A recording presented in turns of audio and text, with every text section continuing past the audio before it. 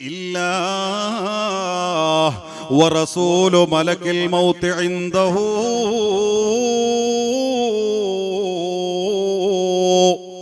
അല്ലാഹുവിന്റെ മുത്തനബി പറയേ, ശ്രദ്ധിക്ക് പ്രിയപ്പെട്ടവരെ, അസ്റായീല് തന്റെ മരണത്തിന്റെ അനുയായികളാക്കി അല്ലാഹു നിശ്ചയിച്ചു തന്ന മലക്കുകളിൽ നിന്ന് ഒരു മലക്കിനെ വിളിക്കുന്നു.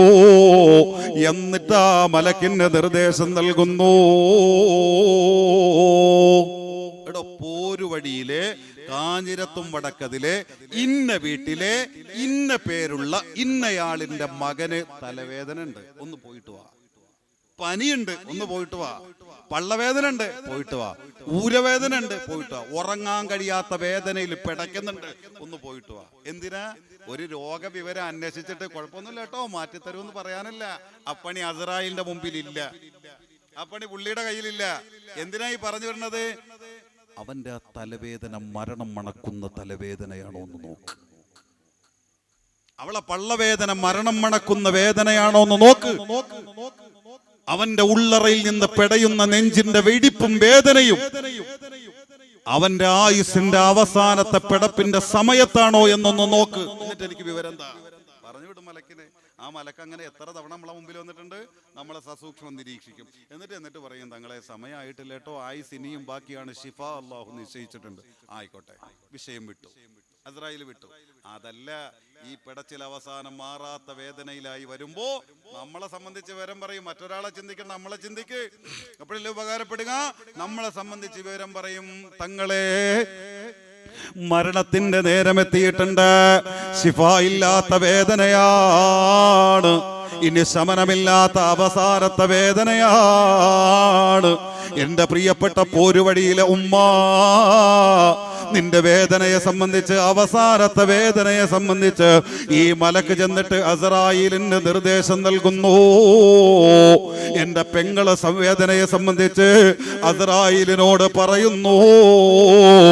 എന്റെ സഹോദരന്റെ വേദനയെ സംബന്ധിച്ച് അസ്റായീലിനോട് പറയുന്നു. അല്ലാ, അത് കേൾക്കേണ്ട താമസം ഹത്താ ഇദാ കാന ആഖിറു മർളി യുംറലുൽ അബ്ദു അതാഹു മലക്കുൽ മൗത്ത്. ആകാശ ലോകത്തെ മലക്കുകൾ പോലും ഭയന്നു പോകുന്ന തരത്തിൽ അസ്റായീൽ തന്റെ വിശ്വരൂപത്തിലൂടെ ആകാശത്ത് നിന്ന് പറക്കുന്നു. 900ഓളം മലക്കുകളുടെ അകമ്പടിയോടുകൂടി എന്റെ ഉമ്മാടെ വീട്ടിലെത്തുന്നു, എന്റെ സഹോദരന്റെ മുമ്പിലെത്തുന്നു, എന്റെ പെങ്ങളെ ഓരത്തെത്തുന്നു. എന്റെ പൊന്നുമോളെ, ആ സമയത്ത് നീ ഒന്ന് അലറിക്കരഞ്ഞു നോക്കൂ. എനിക്കൊരു ചെറിയ മകനുണ്ട്, എനിക്കൊരു ചെറിയ മകളുണ്ട്, ഒരു നോക്കൊന്ന് കണ്ടോട്ടെ മലക്കേ, അതിനു വേണ്ടിയെങ്കിലും ഒരു 5 മിനിറ്റ് ഒന്ന് സമയം തരുമോ? ചോദിച്ചു നോക്കും. പൊന്നുമോളെ, അസ്റായീലിൽ നിന്നൊരു നിമിഷം നീ പ്രതീക്ഷിക്കല്ല. എന്റെ യുവാവേ, നീ അലറി പിടഞ്ഞു നോക്കും. പൊന്നുമോനെ, ജീവിതം മുഴുവനും മോശമായിരുന്നു അസ്റായീലേ, അതുകൊണ്ട് ഞാനൊന്ന് തൗബ ചെയ്തോട്ടെ, ഞാനൊന്ന് റബ്ബിനോട് പൊട്ടിക്കരഞ്ഞോട്ടെ, ഞാനൊരിച്ചിരി നന്മ ചെയ്തോട്ടെ, ഞാനിച്ചിരി ദാനധർമ്മം ചെയ്തോട്ടെ, ഒരിച്ചിരി സമയം എനിക്കൊന്ന് തരുമോ? അലറിപ്പൊട്ടും പൊന്നുമോനെ. ഇത് അബൂ റബീന്റെ വാക്കല്ല, അല്ലാഹുവിന്റെ മുത്തുനബി പഠിപ്പിച്ചതാ. പ്രിയപ്പെട്ടവരെ, കരച്ചിലുകൾ വിഫലമാണ്, തേങ്ങലുകൾ വിഫലമാണ്, യാചനകൾ വിഫലമാണ്. ഒരു നിമിഷം പോലും അസ്റായീൽ അനുവദിച്ചു തരില്ല. അങ്ങനെ സാധാരണക്കാരന് അനുവദിച്ചിട്ടില്ല. അതുകൊണ്ടാണ് മരണത്തിന്റെ മുന്നറിയിപ്പുകളെ 1400 സംവത്സരങ്ങൾക്ക് മുമ്പ് അല്ലാഹുവിന്റെ മുത്തുനബി കാർക്കശ്യത്തോടെ ലോകത്തെ പഠിപ്പിച്ചതെങ്കിൽ, എന്റെ പ്രിയപ്പെട്ട യുവാവേ, ഇനിയും നിനക്ക് ചിന്തിക്കാൻ നേരമായിട്ടില്ല. ഓർത്തു നോക്ക്, നിന്റെ പ്രായം പോലും ഇല്ലാത്ത പാവപ്പെട്ട പിഞ്ചുമക്കളുടെ ചേതനയേറ്റ ശരീരം പോലും പരിശുദ്ധമായ മയ്യത്തുങ്കര പള്ളിയുടെ മെഹ്റാബിന്റെ ഓരത്ത് വെള്ള പുതച്ചു കൊണ്ടുവെച്ചുകൊണ്ട് ഇറങ്ങലിച്ച നെഞ്ചുപൊട്ടുന്ന വേദനയോടെ മയ്യത്ത് നിസ്കരിച്ചിട്ട് അവസാനം പിടിമണ്ണ് വാരി കുഴിയിലേക്ക് വെച്ച പൊന്നുകുട്ടിയുടെ ശരീരത്തിലേക്ക് മിൻഹാ ഖലഖനാകും വഫീഹാ നുഈദുകും വമിൻഹാ നുഖ്രിജുകും താറതൻ ഉഖ്റാ എന്ന ആപ്തവാക്യം ഉച്ചരിച്ചുകൊണ്ട് പിടിമണ്ണ് വാരി വലിച്ചെറിഞ്ഞവനാണ് നീയെങ്കിൽ ഇനി അധികം സമയമില്ലെന്ന ചിന്ത അത്തരത്തിലുള്ള മയ്യത്തുകളെ യാത്രയാക്കിയപ്പോഴെങ്കിലോ നിന്റെ മനസ്സിനെ സ്വാധീനിച്ചോ പൊന്നുമോനെ? എന്റെ പ്രിയപ്പെട്ട പെങ്ങളെ, ഒരുപാട് ഉറ്റബന്ധുക്കളുടെ തണുത്ത് വടിയായി പോലെ വിറങ്ങലിച്ച ശരീരങ്ങളെ കണ്ടിട്ട് ഒരുപാട് നീ അള്ളിപ്പിടിച്ച് പൊട്ടിക്കരഞ്ഞിട്ടുണ്ട്. നാളെ ഇതുപോലെ ഞാനും മരിക്കുമല്ലോ അല്ലാ. എന്റെ അരുമ മക്കളും എന്റെ ഓരത്ത് വന്ന് എന്റെ ശരീരത്തെ കെട്ടിപ്പിടിച്ചിട്ട് ഒന്ന് മോളേന്ന് വിളിക്കണേ ഉമ്മ, ഒന്ന് മോനേന്ന് വിളിക്കണേ ഉമ്മ. ഈ 6 വയസ്സുള്ള പൊന്നുമോനെ ഉമ്മ തനിച്ചാക്കി പോയാ എനിക്ക് പിന്നെ ആരാ വെള്ളം തരാ? എനിക്ക് ആരാ ചോറ് വാരി തരാ? എന്നെ ആരാ കുളിപ്പിക്കാൻ ഉമ്മ? അതുകൊണ്ടൊന്ന് കണ്ണു തുറക്കണേ ഉമ്മ. ഈ പൊന്നുമുത്തിനെ തനിച്ചാക്കരുതേ ഉമ്മ. കണ്ടു നിന്നവര് മുഴുവനും തേങ്ങി പൊട്ടുന്ന തരത്തിൽ പൊട്ടിക്കരയുന്ന നിന്റെ പ്രിയപ്പെട്ട മുത്തുമോന്റെ കരച്ചില് ഒരു പക്ഷേ ഇന്നല്ലെങ്കിൽ നാളെ നിന്നെ തേടിയെത്തുമെന്ന സത്യം നീ തിരിച്ചറിഞ്ഞോ പൊന്നുമോളെ? സമയമായിട്ടില്ല ഉമ്മ. നിന്റെ ശരീരത്തിലെ തലയിലെ നരച്ച വെളുത്ത രോമങ്ങൾ പോലും ശബ്ദമില്ലാത്ത ഭാഷയിലൂടെ അസ്രായേലിനെ കണ്ടുമുട്ടാനുള്ള സമയം വളരെ അടുത്തായെന്ന് നിന്നോട് വിളിച്ചു പറയുമ്പോൾ നീ തയ്യാറെടുത്തോ പൊന്നുമ്മ. അല്ലാഹുവിന്റെ വിശുദ്ധ ഖുർആൻ നമ്മളോട് ചോദിക്കേ, അലം യഅനിലില്ലദീന ആമനൂ أن تخشع قلوبهم لذكر الله وما نزل من الحق ولا يكونوا كالذين أوتوا الكتاب من قبل فطال عليهم الأمد فقست قلوبهم وكثير منهم فاسقون. ഖുർആനിൽ ബയ്യന അല്ലാഹു അസ്സ വജൽ. ഈമാനോടെ മരിക്കാനുള്ള സൗഭാഗ്യം അല്ലാഹു നൽകുമാറാകട്ടെ. എൻ്റെ പ്രിയപ്പെട്ട സഹോദരങ്ങളെ, അടിക്കടി രോഗമുണ്ടോ? മരണം അടുത്തെത്തിന്ന് കരുതിക്കോ. അടിക്കടി രോഗമുണ്ടോ? മാറി മാറി വരുന്ന വേദനകളുണ്ടോ? ഉറപ്പിച്ചോ, മരണം അടുത്തെത്തിയിട്ടുണ്ട്, മരണം അടുത്തെത്തിയിട്ടുണ്ട്. ഇതൊന്നും എൻ്റെ വാക്കല്ല, ഹബീബ് മുഹമ്മദ് റസൂലുള്ളാഹി. ഇബ്രാഹിം നബി അലൈഹിസ്സലാമ ഒരിക്കൽ അസ്രായേലിനോട് ചോദിച്ചു, അസ്രായേലെ, സംഭവം റൂഹ് പിടിക്കുക എന്നുള്ള പണി ഒരു ഇങ്ങോട്ട് ശ്രദ്ധിക്കും, ഇങ്ങോട്ട് ശ്രദ്ധിക്കും.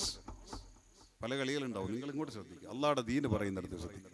എൻ്റെ പ്രിയപ്പെട്ട സഹോദരങ്ങളെ, ഇബ്രാഹിം നബി അലൈഹിസ്സലാം അസ്രായേലിനോട് ഒരിക്കൽ ചോദിച്ചു, അസ്രായേലെ, റൂഹ് പിടിക്കുന്ന പണിയാ നിന്റെ പണി, അതൊരല്പം കടുത്ത പണിയാണെന്നറിയാം. എന്നാലും ഈ അപ്രതീക്ഷിതമായി ജനങ്ങളുടെ അവരവരുടെ പണികളിൽ ഇങ്ങനെ മുഴുകിയിരിക്കുമ്പോൾ, മരണത്തിന് അവർ തയ്യാറാകാതിരിക്കുമ്പോൾ അവരെ റൂഹ് പിടിക്കുക എന്നുള്ളതൊരു കടുത്ത പണിയാണല്ലോ അസ്രായേലെ. ശരിയെന്നല്ലേ? നമ്മളൊന്ന് ചിന്തിച്ചു നോക്ക്. റൂഹ് പിടിക്കുന്ന പണി ഒരു വലിയ പണിയാണ്, ശരി തന്നെ. പക്ഷെ ഓരോരുത്തരുടെ റൂഹ് പിടിക്കാൻ നിങ്ങൾ വരുമ്പോൾ അവർ മരണത്തിനൊന്നും തയ്യാറായിട്ടുണ്ടാവില്ല. അപ്രതീക്ഷിതമായി അതിൻ്റെ മുന്നറിയിപ്പുകളൊന്നും നിങ്ങൾ കൊടുക്കാതെ ഉടനെ എത്തും, ഉടനെ എത്തും, ഉടനെ റൂഹ് പിടിക്കും, ഇങ്ങനെ മുന്നറിയിപ്പൊന്നും കൊടുക്കാതെ പെട്ടെന്ന് നിങ്ങൾ കടന്നു ചെന്നിട്ട് ഒരാളിനെ വെട്ടിയിട്ട് തടി പോലെ അങ്ങ് വീഴ്ത്തിക്കളഞ്ഞാൽ അവർക്ക് മരണത്തിനൊക്കെ തയ്യാറെടുക്കണ്ടേ? അതിൻ്റെ മുന്നറിയിപ്പുകൾ കൊടുക്കണ്ടേ? നിങ്ങൾ ചെയ്യുന്നത് ക്രൂരതയല്ലേ?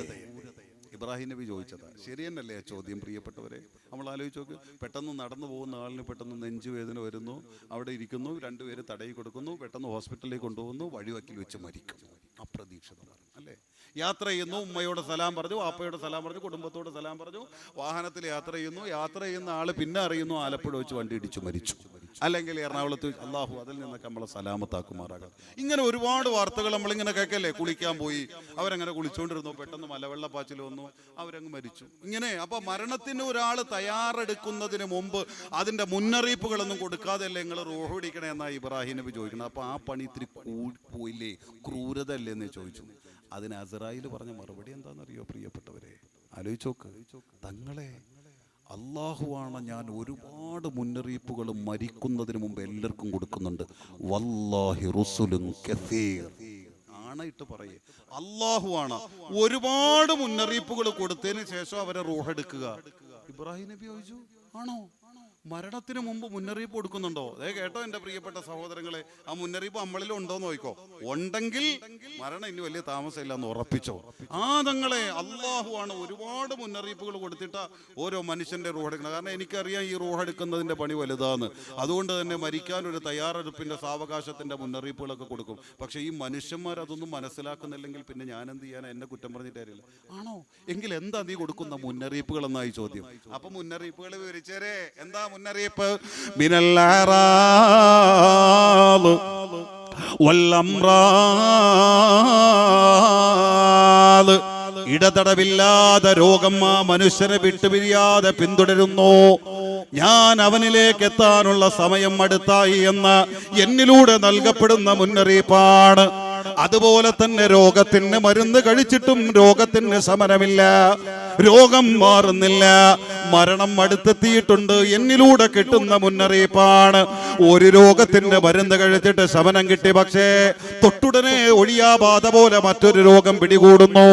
അതിന് മരുന്ന് കഴിക്കുന്നു, വീണ്ടും മറ്റൊരു രോഗം പിടികൂടുന്നു. ഇങ്ങനെ ഇടതടവില്ലാതെ രോഗം ഒരാളെ പിന്തുടരുന്നുവെങ്കിൽ അതും മരണത്തിന്റെ മുന്നറിയിപ്പാണ് തങ്ങളെ. അതുപോലെ തന്നെ അവരുടെ ആരോഗ്യ നിലകളിൽ പരിതാപകരമായ അവസ്ഥകൾ വരിക, അവരെ കാഴ്ച മങ്ങിപ്പോവുക, അവരെ കേൾവി കുറഞ്ഞു പോവുക, അവരെ കിതപ്പ് കൂടുക, അവരുടെ ശരീരത്തിന് ദുർബലതകൾ ഏറുക, മരണമുഖങ്ങളിലേക്ക് ചെന്നുപെടുന്ന അപകടങ്ങളിലെ സൂചനകൾ അവർക്ക് കിട്ടിക്കൊണ്ടേയിരിക്കുക. ഇതൊക്കെ ഒരാൾ മരിക്കാൻ സമയമായി എന്നതിന് മുന്നോടിയായി എന്നിലൂടെ അവർക്ക് കിട്ടുന്ന മുന്നറിയിപ്പുകളാണ്. ഇത് മനുഷ്യന്മാരെ മനസ്സിലാക്കുന്നില്ല.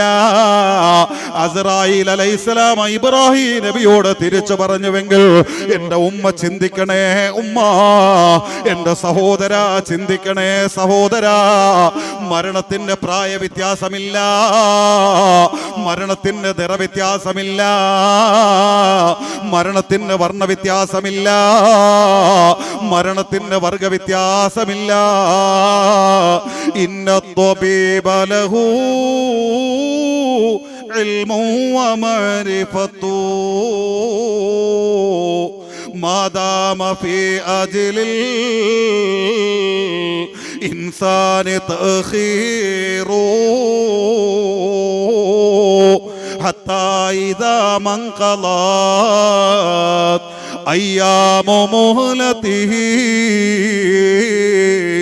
ഹറത് ത്വബീബു വഖാനതുൽ അഖാഖീറു.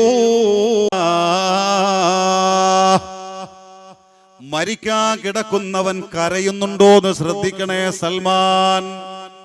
അപ്പൊ ചിരിച്ചു മരിക്കൽ മാത്രല്ല, നല്ലൊരു കരച്ചിൽ ഒരാൾ കരയണേ. എങ്ങനെ പെടച്ചിട്ടും വിളിച്ചിട്ടും അല്ല, അത് വേറെ പറയും.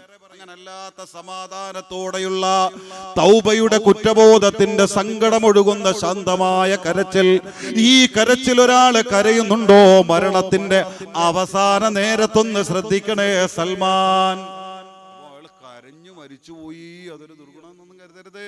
ശാന്തമായ കരച്ചിൽ ഒരാളെ കണ്ണ്, അങ്ങനെ ഒരുപാട് പേരെ കണ്ടിട്ടുണ്ട് മരിക്കുന്ന നേരത്ത് അവരെ കണ്ണിങ്ങനെ നിറഞ്ഞൊഴുകുക അല്ലേ. മരണത്തിന്റെ മാനസികാവസ്ഥ അറിയോ? ജീവിച്ചിരിക്കുന്ന നമുക്കറിയൂല. അബൂ ഹുറൈറ റളിയല്ലാഹു അൻഹു എന്ന അല്ലാഹുവിന്റെ മുത്തുനബിയുടെ സമൂഹത്തിന്റെ സ്വഹാബത്തിൽ പ്രമുഖനാണ് മഹാനായ അബൂ ഹുറൈറ റളിയല്ലാഹു അൻഹു.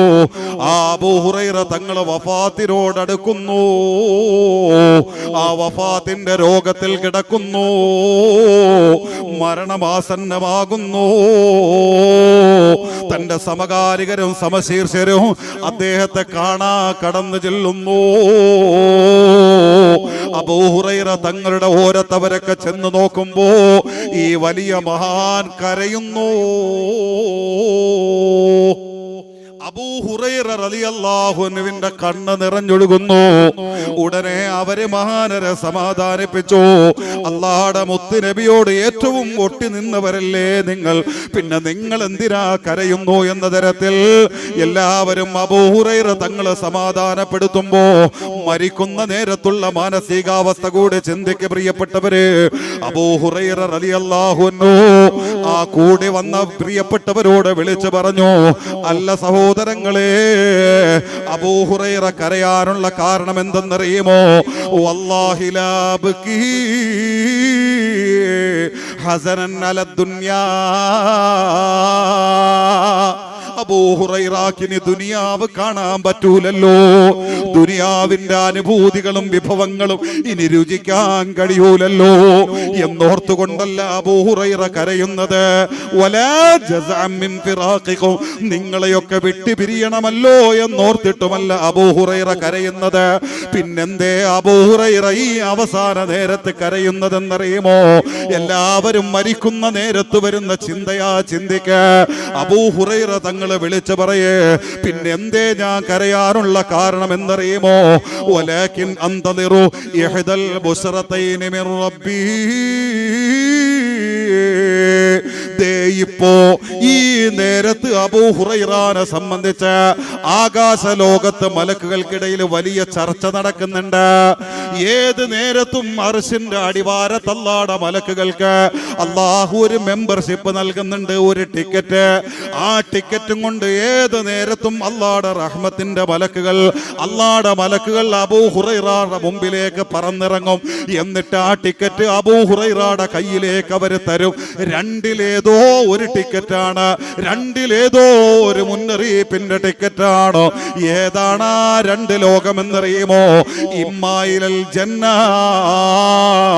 ഒന്നിരിക്കൽ അബൂ ഹുറൈറ പോകുന്നത് സ്വർഗത്തിലേക്കാണ് എന്ന സുവിശേഷത്തിന്റെ വർത്തമാനമായിരിക്കാം അത്. അങ്ങനെയല്ലെങ്കിൽ അംബിന്നാർ, അബൂ ഹുറൈറയുടെ ജീവിതം അല്ലാഹു സ്വീകരിച്ചിട്ടില്ല. അതുകൊണ്ട് അബൂ ഹുറൈറ പോകുന്നത് നരകത്തിലേക്കാണോ? ഈ വിവരവും കൊണ്ട് അല്ലാഹുവിന്റെ മുമ്പിൽ നിന്ന് ഏത് നേരത്തും മലക്കുകൾ എന്റെ മുമ്പിലെത്തും. ആ വിവരം ഏതെന്ന് എനിക്കറിയൂല കൂട്ടരേ. അത് സ്വർഗമാണോ എന്ന് എനിക്കറിയൂല കൂട്ടരേ. അതല്ല നരകത്തെ കുറിച്ചുള്ള വിവരമാണോ എനിക്ക് കിട്ടുകയെന്ന് എനിക്കറിയൂല കൂട്ടരേ. അതുകൊണ്ടാണ് അബൂ ഹുറൈറ കരയാനുള്ള കാരണമെന്ന് പറഞ്ഞിട്ട് അബൂ ഹുറൈറ റളിയല്ലാഹു അൻഹു വീണ്ടും നിലവിളിച്ചുവെങ്കിൽ മരണനേരത്തെ മാനസികാവസ്ഥ അത് ഭയാനകമാണ് ഉമ്മ, ഭീകരമാണ് സഹോദരാ. വിഷയത്തിലേക്ക് തിരിച്ചു വരട്ടെ. അല്ലാഹുവിന്റെ മുത്തുനബി സൽമാനുൽ ഫാരിസിയോട് പറഞ്ഞ നല്ല മരണത്തിന്റെ ലക്ഷണങ്ങളിൽ നിന്ന് രണ്ടാമത്തെ ലക്ഷണം വദറഫത്ത് ഐനാ,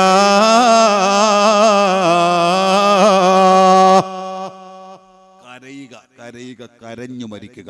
അപ്പൊ ഒന്ന് നെറ്റി വീർക്കുക, രണ്ട് കരയുക, മൂന്ന് വന്തസറത്ത് മൻഖിറാ, മരണത്തിന്റെ അവസാന നേരമെത്തുമ്പോ മൂക്കിന്റെ ദ്വാരങ്ങൾ വിടരുക.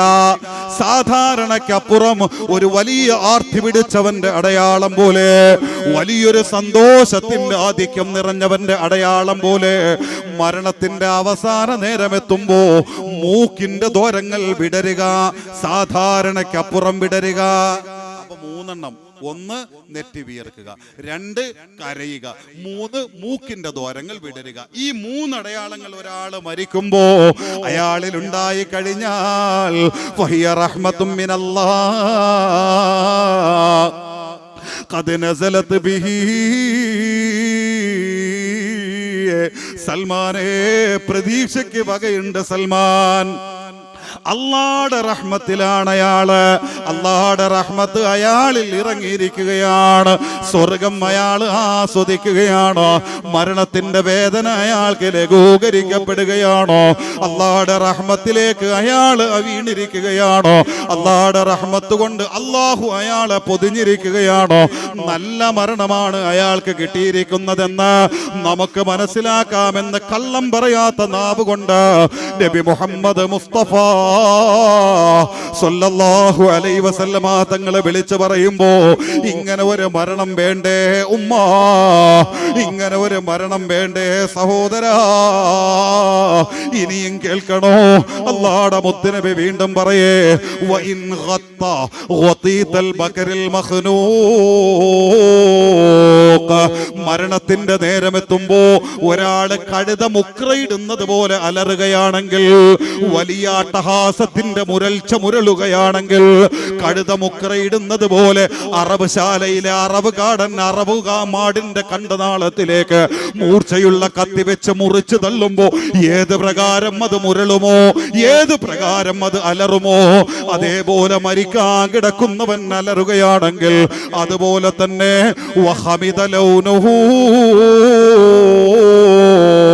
മരിക്കാൻ കിടക്കുന്നവന്റെ നിറമൊക്കെ വികൃതമായി മാറുകയാണെങ്കിൽ, അവന്റെ വായയിൽ നിന്ന് ഈളയും നുരയും പതയും ഒഴുകുകയാണെങ്കിൽ, മുത്തനബി പറയേ പല ഇത് ആത്മഹത്യ ചെയ്യുന്നവരിൽ വ്യക്തമായി കാണാൻ കഴിയുന്ന ഒരടയാളം. ചിലർ പറയാറില്ലേ, അപ്പുറത്തെ വീട്ടിൽ നിന്ന് അല്ലെങ്കിൽ റൂമിൽ നിന്ന് വലിയ അലർച്ച കേട്ടു എന്നാ, ചെന്ന് നോക്കുമ്പോൾ തൂങ്ങി നിൽക്കേ അല്ലേ.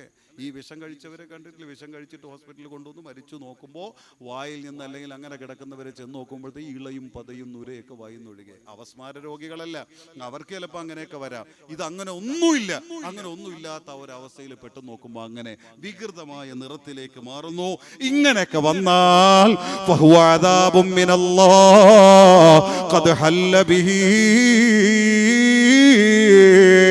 അല്ലാഹുവിന്റെ അദാബ് അയാളിൽ ഇറങ്ങിയിരിക്കെ മരണത്തിന്റെ ഭീകരമായ വേദന അയാളത്തിന് എന്ന് വിലയിരുത്താമെന്ന് നബിയുനാ വഹബീബുനാ റസൂലുള്ളാഹി. ഇന്നല്ലദീന ഖാലൂ റബ്ബുനല്ലാഹ് ثم استقاموا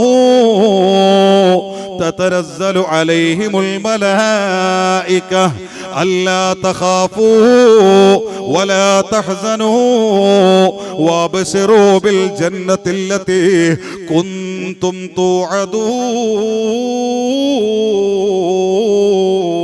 ഖുർആനിൽ ബയ്യന അല്ലാഹു അസ്സ വജൽ. ഇതിന്റെ ഇടയിൽ അസ്റായീലിനെ കണ്ടിട്ട് മരിക്കണം അല്ലേ? നമ്മളിപ്പോൾ ഇവിടെ നിന്ന് ചിന്തിച്ച് നോക്കുമ്പോൾ ലാ ഇലാഹ ഇല്ലല്ലാഹ് എളുപ്പത്തിലൊക്കെ പറയാൻ തോന്നും. പക്ഷെ അസ്റായീലിനെ കണ്ടിട്ട് വേണം ലാ ഇലാഹ ഇല്ലല്ലാഹ്ക്ക് വേണ്ടി ലാ ഇലാഹ ഇല്ലല്ലാഹ് പറയും നാവ് ചലിക്കാൻ പറ്റുമോ? നിങ്ങൾ ആലോചിക്കും പ്രിയപ്പെട്ടവരെ. അള്ളാഹു അവിടേക്ക് നമ്മളെ സലാമത്താക്കുമാറാകട്ടെ.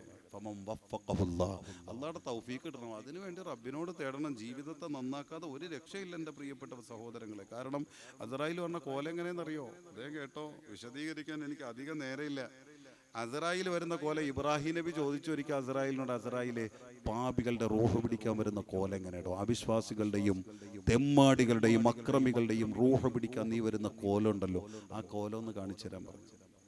അസ്റായീൽ പറഞ്ഞു, ലാ തുതീഖു ദാലിക, തങ്ങളെ ചോദിക്കരുത്, ഞാനത് കാണിച്ചു തരൂല, നിങ്ങൾക്ക് കണ്ടിക്കാൻ കഴിയില്ല, നിങ്ങൾക്കത് കണ്ടിക്കാൻ കഴിയില്ല. മരണം ഉണ്ടല്ലോ, എന്തല്ലെങ്കിൽ നാളെ നമ്മളെ തേടി എത്തുമല്ലോ. നാളെ തന്നെ ആവോ അതേ ഇന്നാണോ എന്നറിയില്ല. അബൂ റബീനെ ഈ മജ്ലിസിൽ കൊണ്ടുവന്നത് വഅദ് പറയാനെന്നാണ് എൻ്റെ വിചാരം. ഉസ്താദ് വിളിച്ചത് വഅദ് പറയിപ്പിക്കാനാണ്. അള്ളാഹുടെ തീരുമാനം മറ്റൊന്നാണോ എന്ന് എനിക്ക് അറിയില്ല പ്രിയപ്പെട്ടവർ. നിങ്ങളും അങ്ങനെ തന്നെ, നിങ്ങളെ വഅദ് കേൾക്കാനാണ് നിങ്ങളുടെ ഉദ്ദേശം. പക്ഷെ അള്ളാഹുടെ ഉദ്ദേശം ഇവിടെ വെച്ച് മരിപ്പിക്കാനാണെന്ന് ആർക്കറിയാം? ഒക്കെ ലക്ഷ്യങ്ങളൊക്കെ അള്ളാഹ്ക്കേ അറിയൂ എൻ്റെ പ്രിയപ്പെട്ടവരെ. അള്ളാഹു എവിടെ വെച്ച് മരിച്ചാലും ഈമാനോടെ മരിപ്പിക്കുമാറാകട്ടെ. അസ്റായീൽ വരുന്ന കോലം കാണണോ? ഇബ്രാഹിം നബിയോട് പറയേ, ലാ തുതീഖു ദാലിക, തങ്ങളെ നിങ്ങളത് കണ്ടിക്കില്ല, അതുകൊണ്ട് ചോദിക്കരുത്, ഞാനത് കാണിച്ചു തരൂല. ഇബ്രാഹിം നബി പറഞ്ഞു, കാണിക്കടോ അസ്റായീലേ. ഇതാരാ ഇബ്രാഹിം നബി?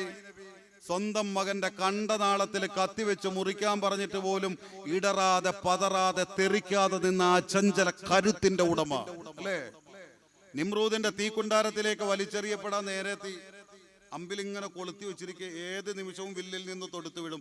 അന്തരീക്ഷത്തിലൂടെ മൈക്രോ സെക്കൻഡുകൾ ഇങ്ങനെ പറന്ന് നേരെ ഈ തീജ്വാലയുടെ നടുത്തളത്തിലേക്ക് ചെന്ന് വീണ് ഭസ്മീകരിക്കപ്പെടും. ആ ഒരു അവസ്ഥയിലുള്ള ഓരോ മാനസികാവസ്ഥ ആലോചിച്ച് നോക്ക്. എന്താ ആലോചിക്കാനാ? നമ്മളാണെങ്കിൽ അതിനകത്ത് തന്നെ മരിച്ചിട്ടുണ്ടാവും അറ്റാക്ക് വന്നിട്ട് അല്ലേ? ഇബ്രാഹിം നബി അങ്ങനെ ഇരിക്കെ മലക്കുകൾ കരയാൻ തുടങ്ങി. റബ്ബിനോട് ചോദിച്ചു, പടച്ചോനെ എന്താ ഇത്? നിന്റെ ഖലീലല്ലേ, ഇത് ഏത് നിമിഷവും കത്തിക്കപ്പെടും. അള്ളാഹ് തിരിച്ചു പറഞ്ഞു, അല്ല ജിബ്രീലേ, എൻ്റെ ഖലീലൊക്കെ തന്നെ സഹായിക്കണമെന്ന് ഞാൻ ആഗ്രഹിക്കുന്നുണ്ട്, രക്ഷപ്പെടുത്തണമെന്ന് ഞാൻ ഉദ്ദേശിക്കുന്നുണ്ട്. പക്ഷെ അയാൾ ഇത്രയും നേരമായിട്ട് ആ അമ്പിന്റെ മുകളിലിരിക്കെ ഇത്ര നേരമായിട്ട് അയാൾ എന്നോട് എന്നെ രക്ഷപ്പെടുത്തണമെന്ന് ചോദിച്ചിട്ടില്ല. പിന്നെ ഞാൻ എങ്ങനെ രക്ഷപ്പെടുത്തും? അതുകൊണ്ട് നീ പോയിട്ട് പറയും, അള്ളാഹിനോട് തേടാൻ പറയും. അള്ളാഹ്ക്കറിയാം ഇബ്രാഹിം നബിയുടെ മനസ്സിലായി, എന്നാലും മലക്കിനെ പഠിപ്പിച്ചു കൊടുക്കുകയാണ്. ആരാണ് എൻ്റെ മനുഷ്യനെന്ന അടിമയെന്ന് പഠിപ്പിച്ചു കൊടുക്കുക. അതുകൊണ്ട് ജിബ്രീലെ നീ ചെന്നിട്ട് പറ, എന്നോട് ചോദിക്കട്ടെ, ചോദിച്ചാൽ ഞാൻ രക്ഷപ്പെടുത്താം. ജിബ്രീൽ അലൈഹിസ്സലാം പെട്ടെന്ന് ഇറങ്ങി ഇബ്രാഹിം നബിയുടെ മുമ്പിലെത്തി. ഇബ്രാഹിം നബി എങ്ങനെ ഇരിക്കെ, ഏത് നിമിഷവും വീഴും അഞ്ചിപ്പോകാത്ത കണ്ടുപിടിച്ച് നിമ്രൂദിന്റെ പടയാളികളൊക്കെ കത്തി എരിയുന്നത് ഇങ്ങനെ കാണാൻ കാത്തിരിക്കേ. ഉടനെ ചോദിച്ചു, അല്ല തങ്ങളെ, നിങ്ങൾ ഇത്രയും നേരമായിട്ട് റബ്ബിനോട് ചോദിച്ചില്ലല്ലേ രക്ഷപ്പെടുത്താൻ? ഇല്ല, ചോദിച്ചില്ല. അതെന്താ ചോദിക്കാത്തത്? ചോദിക്കേ, നിങ്ങൾ ചോദിച്ചാൽ രക്ഷപ്പെടുത്തു എന്നല്ല പറഞ്ഞിരിക്കേ. ഇബ്രാഹിം നബി അപ്പോഴും പുഞ്ചിരിച്ചുകൊണ്ട് ഇബ്രാഹിം നബി ജിബ്രീലിനോട് പറഞ്ഞെന്താണെന്നറിയോ? നമ്മളൊരു ചെറിയ പ്രയാസം വരുമ്പോൾ നെട്ടോട്ടോടെ അല്ലേ, നമ്മളെ കൂട്ടത്തിലുള്ള ഒരു ആത്മഹത്യ ചിന്തിക്കുക, അള്ളാഹു ഗതികേടൊന്നും നമുക്ക് തരാതിരിക്കുമാറാകട്ടെ. അപ്പോഴും ചിരിച്ചിട്ട് തിരിച്ചു പറയേ, അല്ല ജിബ്രീലെ, എൻ്റെ അള്ളാഹ് അറിഞ്ഞൂടെ എന്നെ ഈ രീതിയിൽ തീയിലേക്കായി വലിച്ചെറിയപ്പെടണമെന്ന്? എന്നെ അതിന് വേണ്ടിയിട്ട് ഈ അമ്പിന്റെ മുകളിൽ ഈ കെട്ടിയിരുത്തിയിരിക്കണമെന്ന് അള്ളാഹ്ക്ക് അറിയൂടെ? അതറിയാം. ഇനി ഞാൻ ചോദിച്ചിട്ട് വേണോ രക്ഷപ്പെടുത്താം? അവന് വേണോ രക്ഷപ്പെടുത്തിക്കോട്ടെ. ഇനി അവന് കത്തിക്കണമെന്നാണെങ്കിൽ അവൻ കത്തിച്ചോട്ടെ, എനിക്ക് യാതൊരു വിരോധമില്ല. ആ പവർ എന്നാലോചിച്ചോ, ആ മനസ്സിന്റെ പവർ എന്നാലോചിച്ചോക്ക് പ്രിയപ്പെട്ടവരെ. അതാ ഇബ്രാഹിം നബി. ഇബ്രാഹിം നബിയാ പറയണത് ഈ പാപികളുടെ അവിശ്വാസികളുടെ റൂഹ് പിടിക്കാൻ വരുന്ന കോലം ഒന്ന് കാണിച്ചു തരാൻ. അപ്പോഴാ അസ്രായീൽ ഈ കരുത്തുള്ള ഇബ്രാഹിം നബിയോട് പറയണത്, ലാ തുതീഖു ദാലിക, നിങ്ങൾ കണ്ടിരിക്കൂല തങ്ങളെ, അതുകൊണ്ട് എന്നോട് ചോദിക്കരുത്, ഞാൻ കാണിച്ചു തരൂല.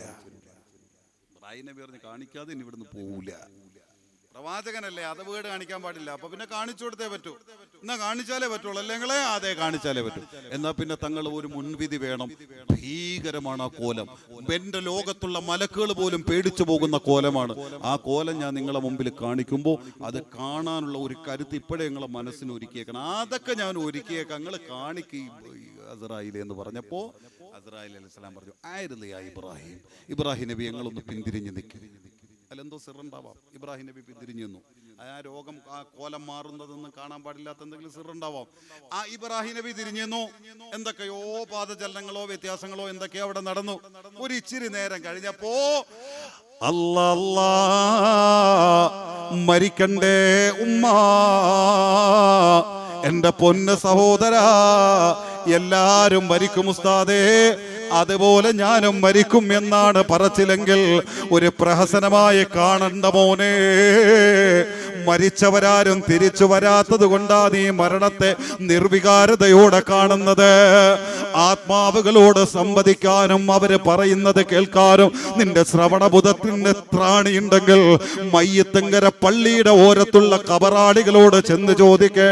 അവര് കണ്ട അസ്രായീലിനെ, അവരറിഞ്ഞ മരണത്തെ, അവര് രുചിച്ച മരണത്തിന്റെ ഭീകരതയെ ചോദിക്ക പൊന്നുമോനെ. അത് ചില്ലറയല്ല സഹോദരാ. അല്ലാ, ഇബ്രാഹിം നബി നിൽക്കുന്ന ഭൂമിയുടെ കണ്ടം മുഴുവനും കിടുങ്ങിപ്പൊട്ടി തകരുന്ന തരത്തിലുള്ള വലിയൊരു സ്ഫോടനാത്മകമായ ശബ്ദം കേൾക്കുന്നു. ഇബ്രാഹിം നബി നെഞ്ചിടിച്ചു പോകുന്നു. ആരിലയാ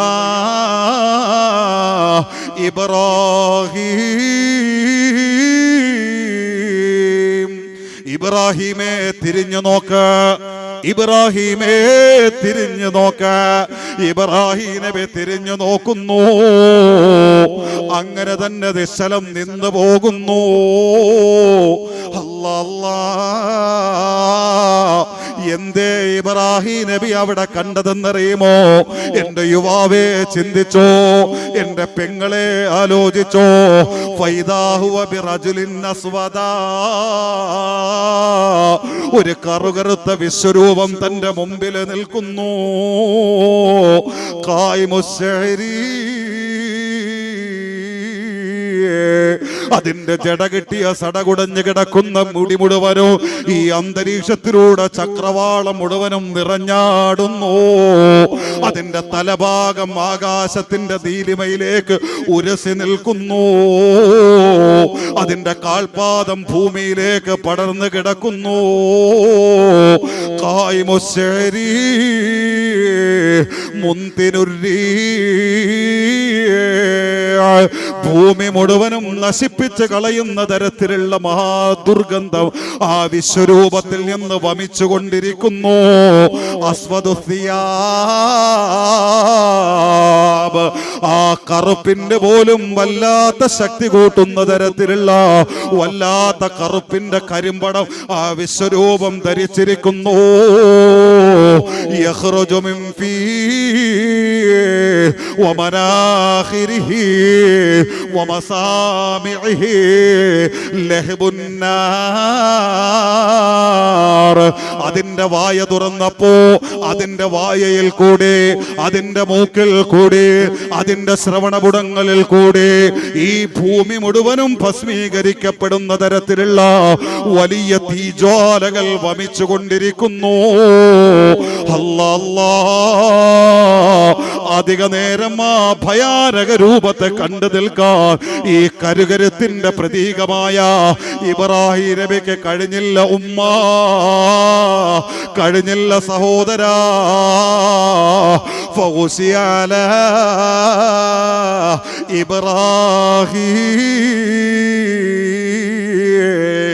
ഇബ്രാഹിം നബിക്ക് ഭയം കയറുന്നു. ഇബ്രാഹിം നബിയുടെ ബോധം മിന്നുന്നു. ഇബ്രാഹിം നബി ബോധമറ്റ് വീഴുന്നു. അസ്രായീല് പഴയ രൂപത്തിലേക്ക് പെട്ടെന്ന് മാറുന്നു. എന്നിട്ട് ഇബ്രാഹിം നബിയെ തട്ടി വിളിക്കുന്നു. തങ്ങളോട് പറഞ്ഞില്ലേ തങ്ങളെ ആ ഭയാനകമായ രൂപം അങ്ങ് കണ്ടു നിൽക്കൂല എന്ന് ഞാൻ ആദ്യമേ അങ്ങയോട് പറഞ്ഞതല്ലേ?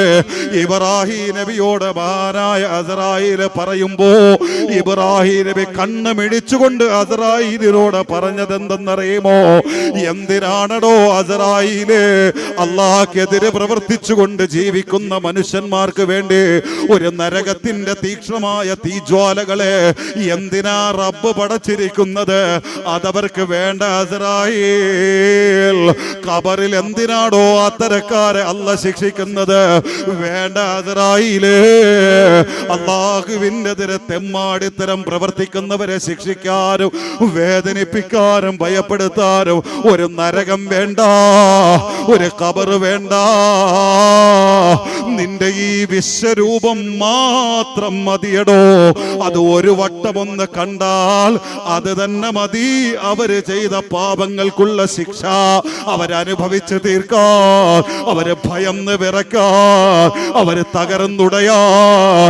നിന്റെ ഈ വിശ്വരൂപം തന്നെ മതിയടോ എന്ന അനുഭവം മഹാനായ ഇബ്രാഹിം നബി വിവരിക്കുമ്പോ എന്റെ മയ്യത്തുങ്കരയിലെ ഉമ്മ അപൂർവപേരധികം വിവരിക്കാൻ നേരമില്ല.